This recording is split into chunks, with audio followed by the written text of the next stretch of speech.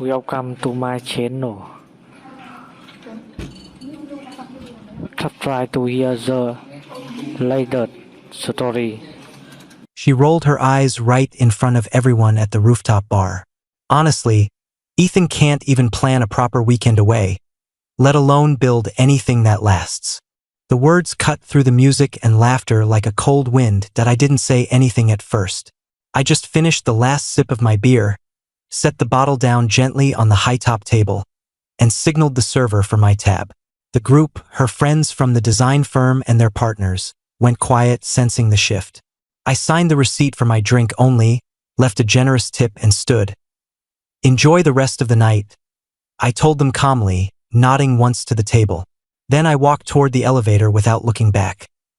Later that evening, the doorbell rang while I was pouring a glass of water in the kitchen. I opened it to find Lauren standing there, mascara streaked, clutching her purse like it was the only thing holding her together. But before she could speak, the hallway light caught the figure behind her. Someone else arriving with a warm smile and a bakery box. Lauren's mouth opened, closed, opened again. "Ethan, we need to talk." I glanced past her. "Hey, good timing," I called to the woman on the stairs. "Come on up." The new arrival stepped into the light, curious but unfazed. Lauren stared as if she'd seen a ghost. "Let me back up a little, because this didn't come out of nowhere. I'm 28. Lauren is 27. We'd been together for just over a year when everything unraveled. I own a small specialty coffee roasting company. Started it 5 years ago in a rented warehouse space on the edge of the city. We supply beans to about 40 cafes now, plus direct online sales. It's profitable, growing steadily, and I love the work. The smell of fresh roasts in the morning still makes me happy. Lauren is a senior graphic designer at a trendy agency downtown. She's talented, driven, and surrounded daily by people who wear expensive sneakers ironically and talk about brand campaigns the way others talk about sports. When we met, she thought the coffee thing was charming. "It's so authentic," she used to say, taking photos of my roastery for her stories. Like, real craftsmanship. But over the last few months, something changed. Her new team at work was younger, louder, more image-conscious. They went to launch parties, stayed out late at members-only lounges, and dated men who introduced themselves by their job titles first. Suddenly my warehouse smelled industrial. My flannel shirts were too Pacific Northwest, and my refusal to lease a flashy office downtown was playing small. We shared my loft apartment, an open, airy space I'd bought and renovated myself in a converted textile mill. Exposed brick, huge windows, rooftop access. Lauren had loved it at first.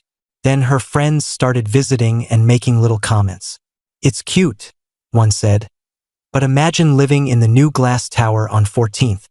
The views are insane." Lauren began echoing them. "It's not about the money, Ethan. It's about energy, about being around ambition." I tried to brush it off. I was busy scaling production, hiring 2 new staff, negotiating a bigger contract with a regional chain. I figured she was just stressed from a big client pitch. Then came the invitation to the rooftop gathering. Lauren texted me Friday afternoon, "Team happy hour tonight at Sky Garden. You should come. Everyone's bringing their partners." I almost said no. I had an early roast scheduled Saturday, but I wanted to support her. I showered, put on the one nice button-down I own, and showed up around 8. The place was packed with beautiful people in tailored clothes. Lauren spotted me near the entrance and waved me over to a corner table already crowded with cocktails and laughter.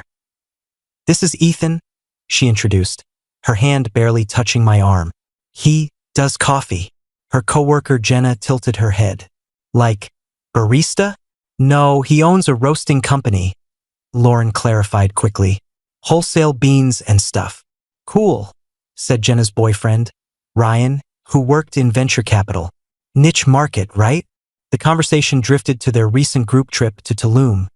Private villas, chef-prepared meals, sunrise yoga on the beach. Lauren lit up talking about it.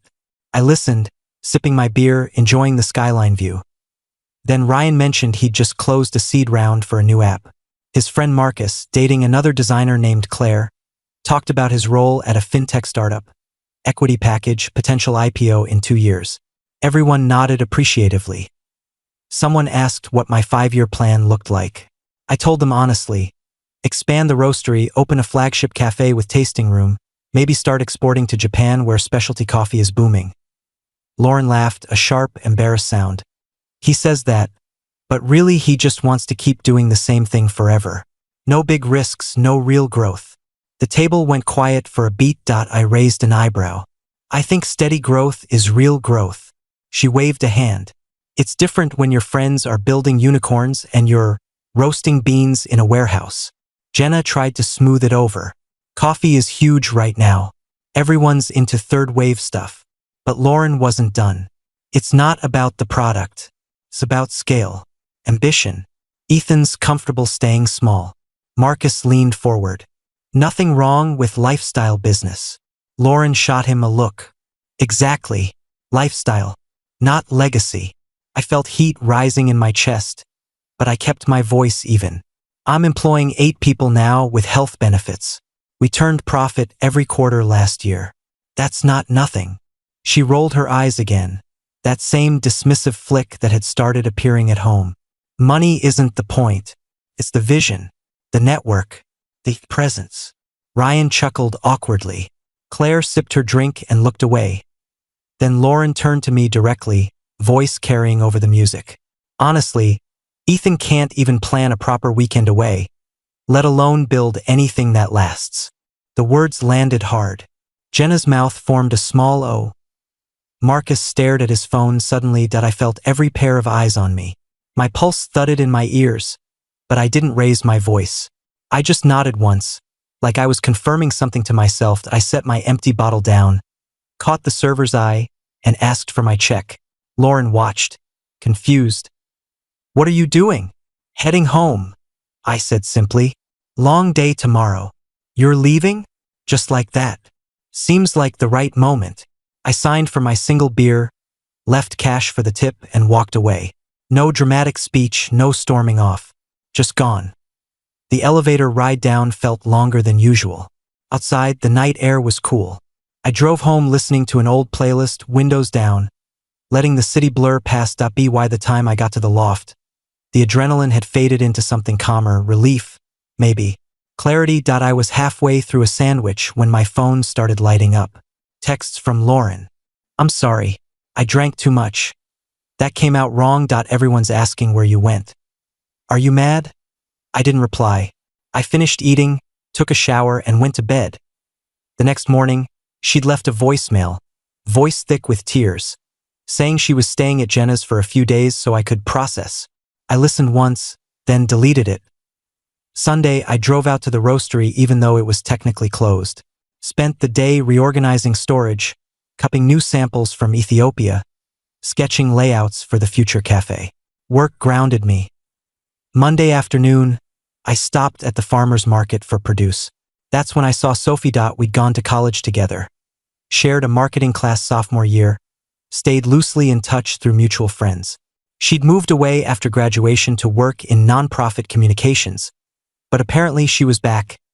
Ethan, she smiled wide, holding a basket of greens. I thought that was you. We ended up talking for almost an hour under the tents, catching up on jobs, family, travel. She'd just taken a job as outreach director for a local environmental foundation. Passionate, grounded, quick to laugh. You still roasting? She asked. More than ever. That's incredible. I still remember your final presentation. Coffee as community. You were so into it. I laughed. Still am. We exchanged numbers. We should catch up properly, she said. Coffee, obviously. Obviously. Tuesday evening, we met at a quiet wine bar near the river. Conversation flowed easily, no awkward pauses, no performative energy.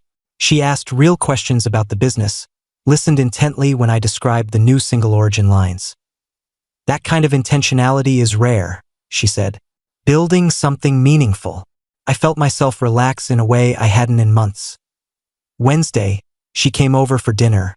I cooked pasta with vegetables from the market, opened a bottle of natural wine. She walked around the loft slowly, admiring the light, the plants, the view. This place is stunning, she said. You did all the finish work yourself? Most of it. That's real skill and taste. Lauren used to call the exposed beams rustic with a slight grimace. Sophie ran her hand along one like it was art. Thursday, Lauren texted, "Can we talk? I miss you. I left it on read." Friday, my mom called. Lauren had apparently reached out to her too. Something about wanting advice. Mom didn't mince words. I told her if she couldn't see what a good man you are, that's her loss, and that you were raised to value substance over show. I smiled. Thanks, Mom. Saturday night, Sophie and I went to a concert in the park. Blanket, picnic, string lights overhead. She rested her head on my shoulder during the slow songs. Felt easy, right? The following Friday, exactly 2 weeks after the rooftop scene, I was in the kitchen making tea when the intercom buzzed. I assumed it was the takeout I'd ordered with Sophie. We'd planned a movie night and I opened the door without checking the camera. Lauren stood there in the hallway, eyes red, overnight bag slung over her shoulder and a suitcase beside her. "Ethan," she said, voice breaking, "I've been thinking nonstop. I was awful. I know that. Please let me come home." I blinked, processing. "Lauren." I talked to Jenna and Claire. They both said I humiliated you. I was showing off, trying to seem cool in front of them. I didn't mean any of it. Footsteps sounded on the stairs behind her. Sophie appeared, carrying a paper bag of Thai food and a bottle of sparkling water, hair tied back, smiling until she saw the scene. Lauren turned, took in the other woman, then looked back at me. "Who's this?" "Sophie," I said. "We're seeing each other." Sophie paused a few steps below, reading the situation. She climbed the rest slowly, stood beside me. "Hi," she said gently to Lauren. "I'm Sophie." Lauren's face crumpled. "Seeing each other? Already? About 2 weeks," I answered. Sophie glanced at me, questioning. I gave a small nod. She could stay. Lauren's voice rose. "Ethan, we have a year together. A home. You can't just—" "We had a home," I corrected quietly. "You made it clear what you thought of my life, my work, my vision. I was wrong. I see that now. Everyone sees it. I'll tell people how amazing your company is. You'll what?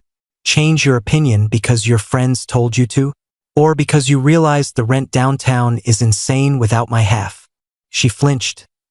Sophie shifted the bag to her other hand. "I can come back later if you two need to talk." "No," I said.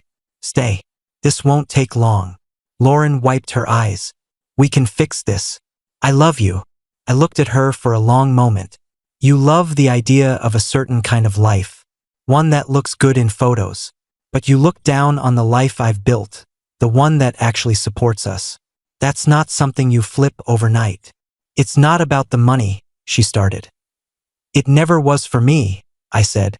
"But it became everything for you." She stood there another minute, tears falling silently. Finally, she picked up her suitcase. "I guess I got what I deserved," she whispered. Then she left. Sophie and I went inside. I told her the whole story over pad thai on the couch. She listened without judgment. "She diminished something you're proud of," Sophie said when I finished. "That's not love. That's insecurity wearing love's clothes." I nodded, feeling the weight lift a little more. 6 weeks have passed since then. Sophie and I are together now. Official, steady, happy. She brags about my coffee to anyone who will listen, brings friends to the roastery for tours, posts photos of the new cafe built out with genuine excitement. Lauren tried calling twice more. I didn't answer.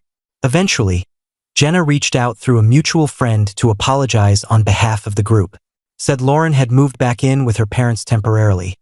Couldn't swing rent on her salary alone in the neighborhoods she wanted. Last week, I saw Ryan at a networking event for local entrepreneurs. He came over, looking sheepish. "Hey man, about that night on the roof, Lauren was way out of line. And honestly, your numbers are impressive. We looked up your roastery afterward. Solid growth." "Thanks," I said. "Appreciate it." For what it's worth, she's been pretty quiet at work lately. Keeps to herself. I shrugged. Some lessons are expensive. He nodded, understanding. The truth is, I don't feel angry anymore. I feel grateful. Grateful I saw the truth before deeper commitments. Grateful for the business I've built with my own hands and choices. Grateful for someone new who looks at my life and says, "This is beautiful," and means it. Sometimes the clearest endings are the ones that feel quietest in the moment. You pay your tab, walk away, and let the rest sort itself out. And sometimes the best new beginning is waiting just outside the door with Thai food and a kind smile.